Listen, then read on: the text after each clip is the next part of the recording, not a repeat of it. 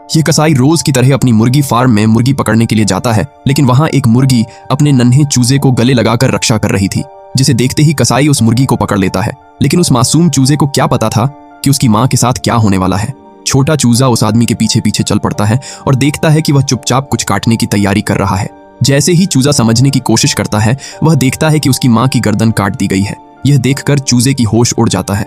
वह पूरी रात अपनी माँ की याद में फूट फूट कर रोता है, लेकिन तभी अपनी माँ की तस्वीर को देखकर वह कसाई से बदला लेने की ठान लेता है। फिर वह चुपके से कसाई को मारने के लिए उसी रूम के अंदर घुस जाता है और उसी की तरह उसकी गर्दन काट देता है। इसके बाद वह चुप नहीं रहता, बल्कि जोर जोर से हंसने लगता है, जैसे उसे सब कुछ मिल गया हो। लेकिन तभी उस आदमी की पत्नी घर लौट आती है और यह मंजर देखकर वह बहुत डर जाती है। बहुत जल्दी से भागकर दीवार से लटकती बंदूक को उठाती है और तेजी से चूजों की तरफ दौड़ती है। चूजा यह देखकर डरता नहीं, बल्कि फौरन उस आदमी के शरीर के अंदर घुस जाता है। अब उसका शरीर इंसान का और दिमाग चूजे का हो चुका होता है।